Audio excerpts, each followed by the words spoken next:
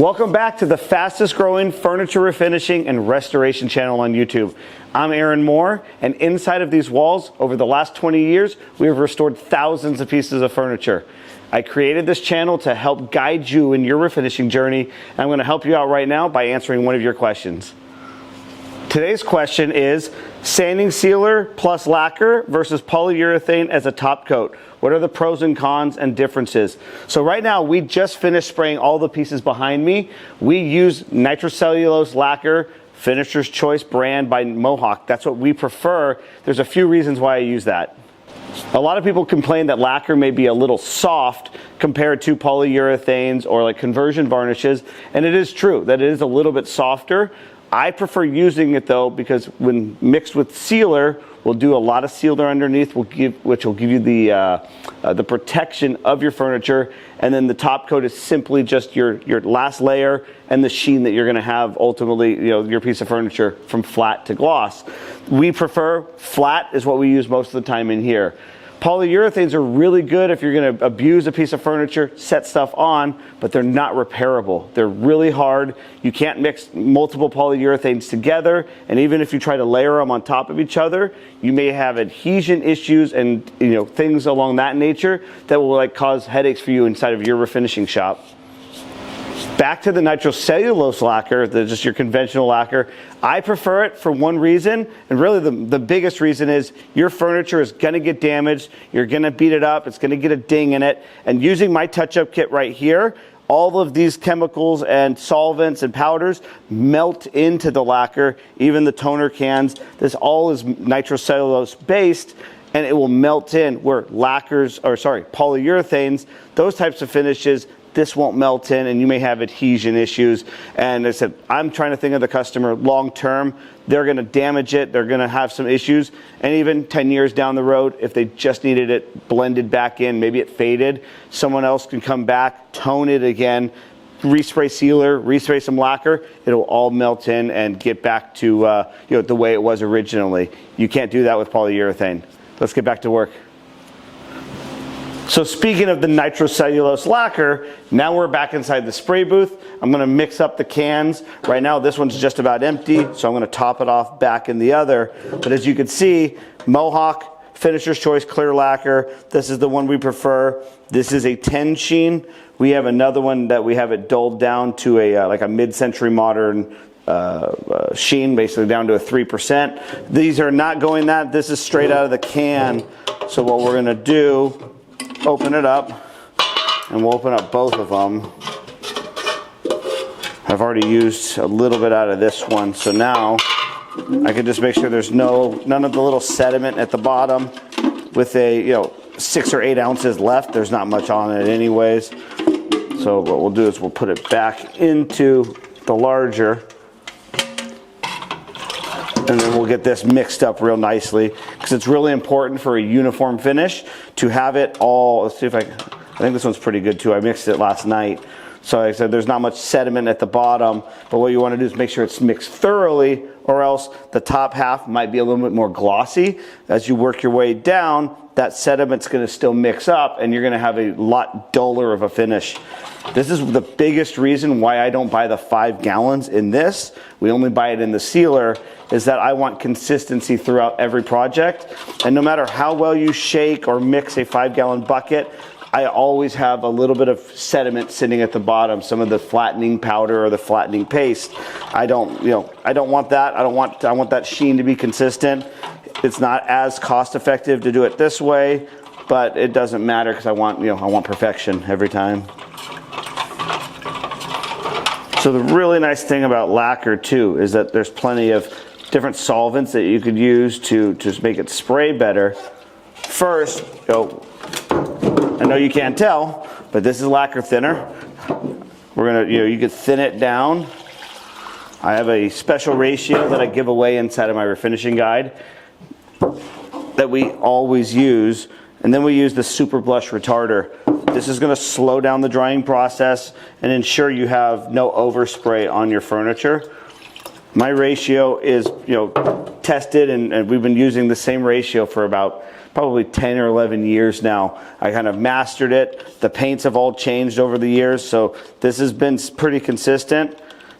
Now, I said, now we could get the, let this sit for just a second. We'll get our tack cloth and we're gonna wipe down one of the shelves for one of the Philippine cabinets. We're gonna do that first, and then we can mix this back in the gun, make sure the air compressor is on, and we'll get spraying. I ran out of time yesterday. I had already set this up, but you know, I only have a 5:30 hard out that I gotta be out of here by, and I think it was like 5:26. I'm like, you know what? It's not worth one extra one shelf to get finished. Let's just do it tomorrow morning. We'll come back fresh, knock out. We have about 6 or 7 pieces left today to spray finals on, and then we can start reassembly, which will be really exciting, seeing some of these pieces getting finished up. So we always keep a little acetone inside the gun, keeps everything clean and protected and hydrated overnight. You definitely don't want to leave lacquer inside these guns. It could mess them up, dry out. I've ruined a gun before leaving a urethane in there and it dried and hardened inside the whole piece. Not a good thing. If you're a new refinisher and you want one of your questions answered by me inside the shop, leave a comment down below, and I'm going to pick random comments over the coming days, and we'll start answering all of your questions throughout the shop as we're working on projects. Okay, now we're going to throw our mask on, turn the air on, and then we're going to spray this last drawer or this last shelf.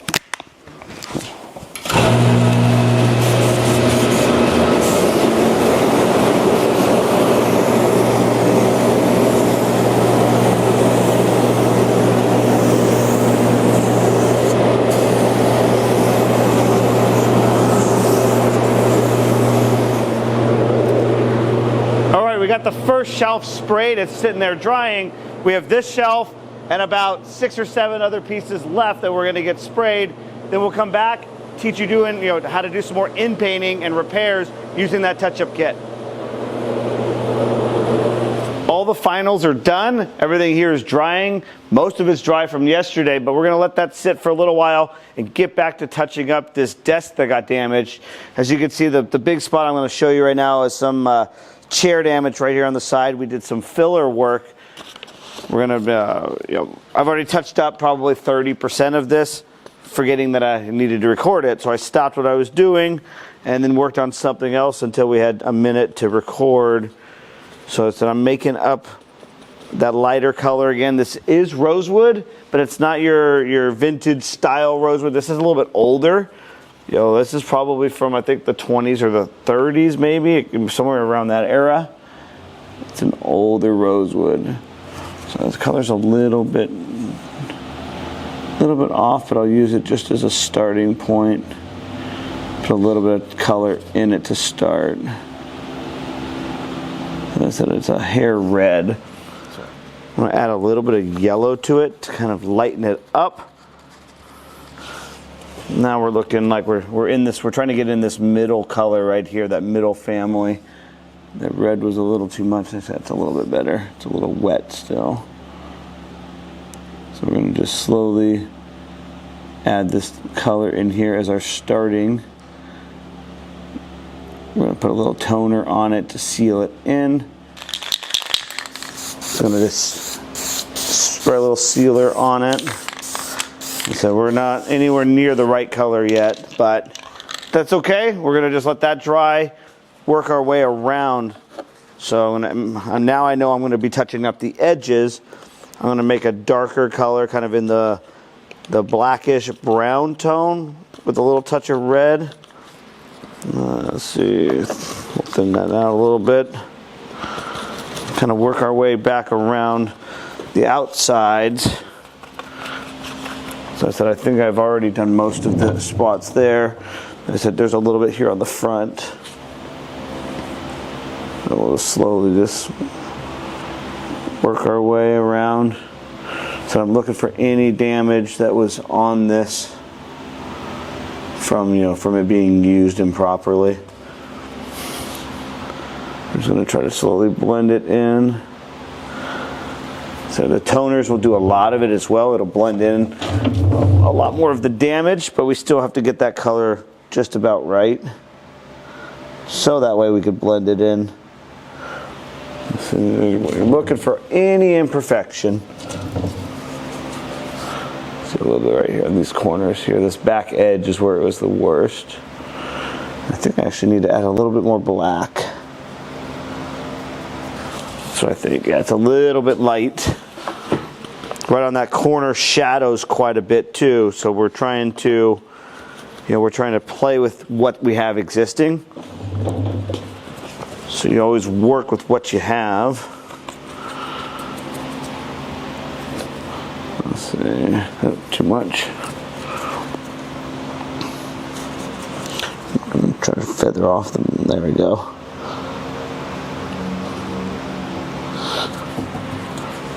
Blend it back in. It's a tricky one right here. I may have to do a little bit of this with toner cans and blend it in.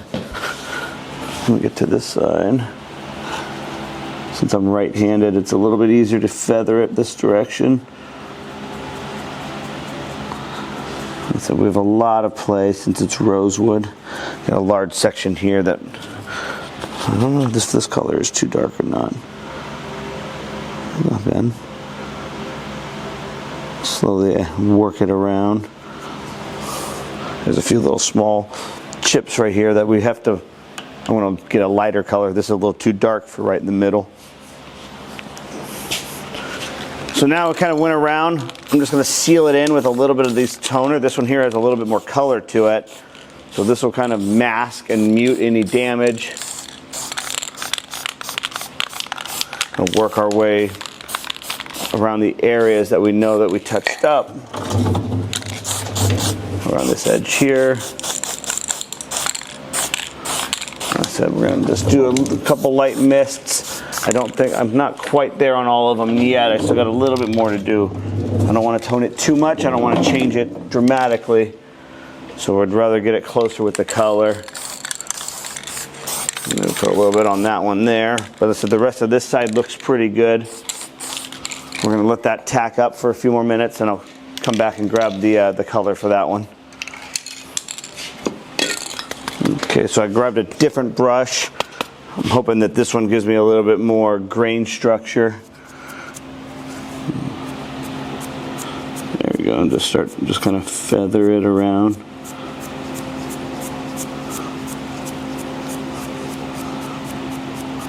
So it's still not quite enough. I'm probably do another color here in a second. I can see right here I got a little bit of grain that is missed on this corner here. So we'll just add a little bit of grain structure to that edge. I don't actually think you're going to see that edge because we have a piece that screws in here that may already be covered. So it may not even be a big deal. Let's work our way around and just check some of these little areas. Since I have the black color, as you're seeing, it already dried up. So it doesn't last very long, especially when it's warm. Yeah, I still have the whole front side to do here too. We'll knock this out, get it back in the spray booth, and come back and get it in for finals hopefully later today. Not everything we fix here is furniture. Every once in a while we got to fix one of our vehicles. Got to work this morning and we just saw a small drip of water coming out of the bottom of the truck. Realized that on the truck this little piece here is plastic and it looks like it got a little crack in it. You know, the truck is I think 10 or 11 years old. Not uncommon, but instead of taking it to the dealer, I went and purchased the proper part, and we'll take it apart, swap this out so we get the truck back on the road. So the workhorse is already fixed. I knocked it out in about 30 minutes. Ivan ate lunch. Now we're back. I was moving and cleaning this section up. Realized we forgot to take a few of the pieces of hardware out of this American by Martinsville piece. We're going to start getting this stripped tomorrow along with another piece we're going to disassemble. So we always want to take this off so that way none of the stripper gets on here and ruins the plastic. So I'm saying it was something I must have missed when I was disassembling, a couple weeks ago.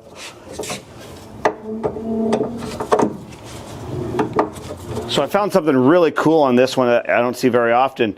It actually has these little stop plates. If you notice, if you've worked with these magnets, they do slide forward and back, a fraction of an inch. But having these plates here makes it easier to know that it's going to be pushed back. It's going to stop. You're not going to have to worry about alignment once we reassemble this, making sure it's going back in the right direction. So it's just something really cool to show you. So now that this piece is done, we're going to put it right here in the lineup.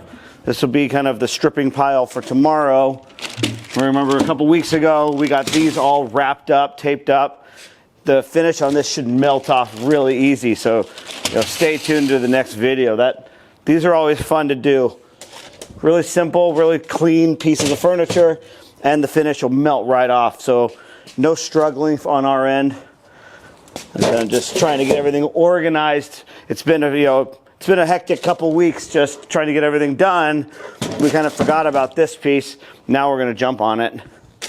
We should be done with it probably by next week. Another really cool piece I wanted to show off to you guys again. This is that Paul Frankel piece. These are super rare. I went on Google, looked for them. There's only 2 or 3 sets of these for sale right now on the internet, and they go for 5 figures. It's really a wild piece. I've done about probably 6 of these total, 7 actually, because there's one here that's a single. But we've done 2 pairs and a single, and now this is going to be the 8th one. So what we're going to do, like every other piece, we're going to take the number, take it off. I'm going to get my number stamped, knowing this is drawer number 1. Mark the back, because this is something that they would have done from the factory as well. So I like to do that. Mark it, and then just carefully I'll take the hardware out, which is a really cool piece. I'll show you as soon as I get it disassembled. So I think this is what sells this furniture here, this Paul Frankel furniture, is the handles. So the handle is basically a thick saddle leather with solid brass, hardware to connect it. Really, like I said, really unique, really special. The piece itself, mahogany drawer lined with a box, with a oak box. And then the face is mahogany as well with a little bit of, I believe that is beech. And we're going to have to do a little bit of tinting. This is going to be a lot more work where we're going to seal everything. Then we're going to have to go back, tape these up around the entire frame and tint just these lighter areas so that way they all color match accordingly. You could leave it two-tone, but most customers don't like that anymore. They want it to match in the same family. They're still going to be slightly different in color, but they're not going to be standing out like that. It's like not something that the people want as much today. Like those other drawers that you just saw me move around, we're going to tape this guy up. We're going to get it all prepped. So that way, we don't need to strip any of this. You can see someone drew it with some pencil. We're going to go through, once this is all done, clean all this, sand it lightly, get it back to perfect, and then we're going to seal and clear coat the inside as well. Something that we do different than a lot of other refinishers. Some people might just put a little oil or some polish and clean it up. It's just going to last longer if you clear coat it and protect it long term. It's going to be better for the entire the life of the piece. So we're going to go around this guy and get the other drawers taken apart, get them ready to strip, so that way Ivan can come back and start stripping this stuff tomorrow.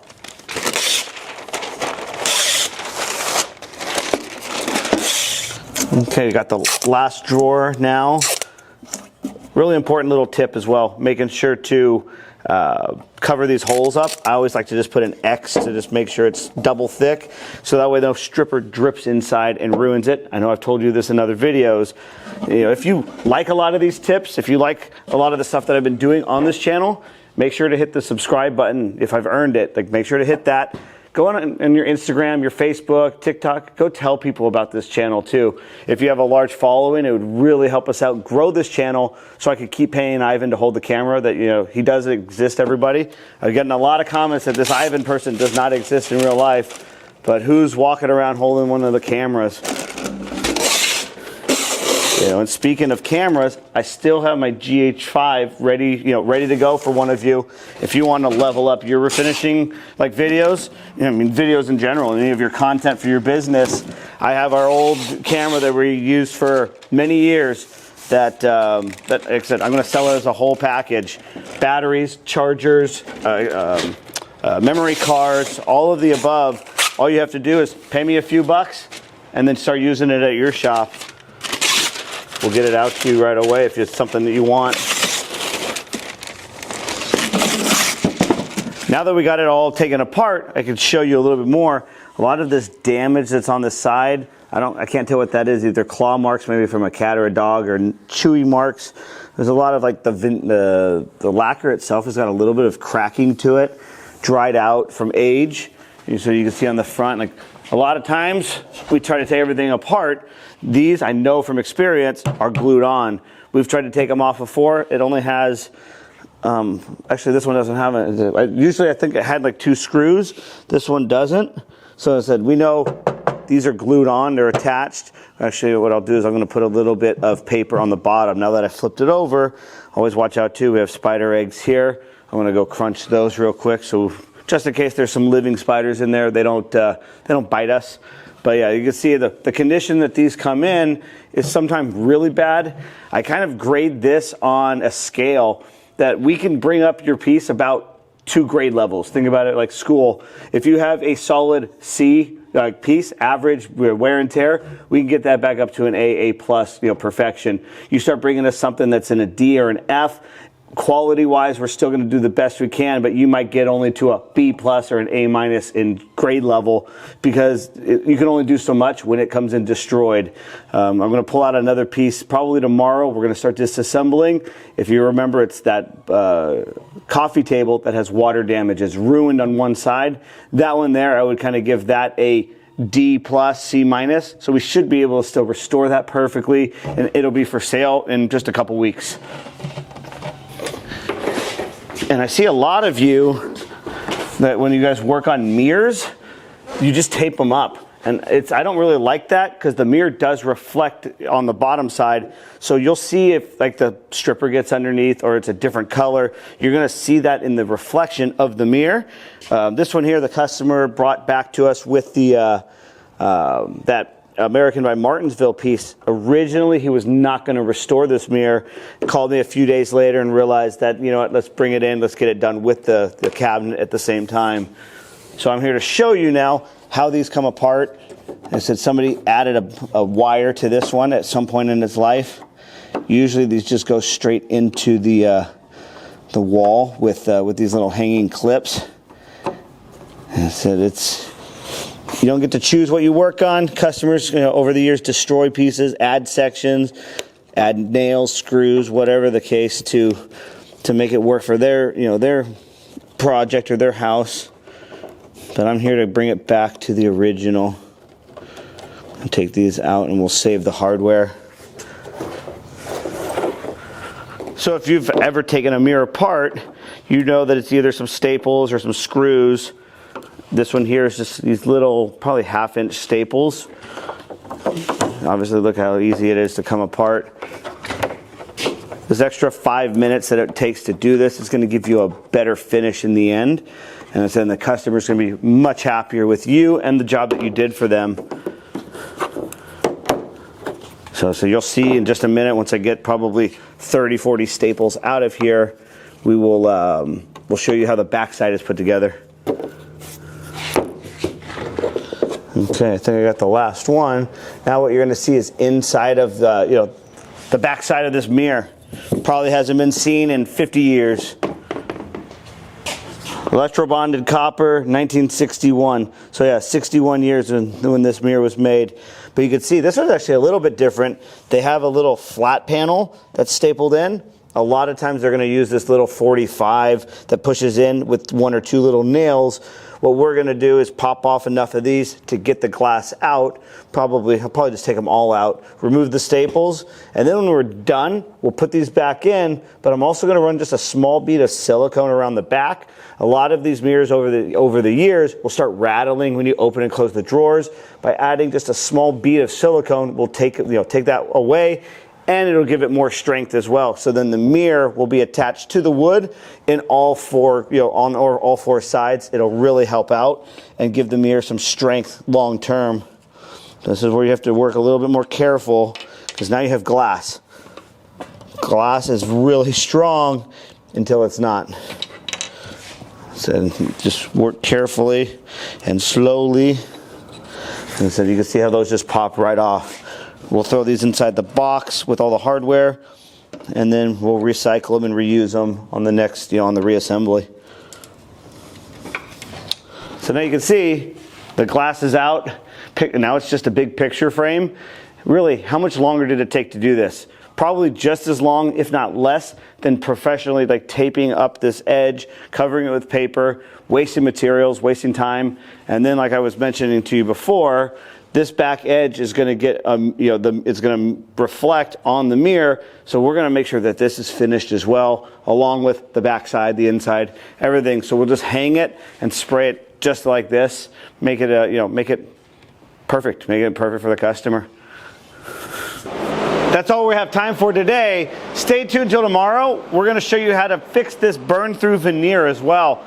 This piece came into us for the repairs, but I remember when we first worked on this 5 or 6 years ago, it had major damage. Somebody had tried to refinish it years ago. So stay tuned to tomorrow. Have a good night.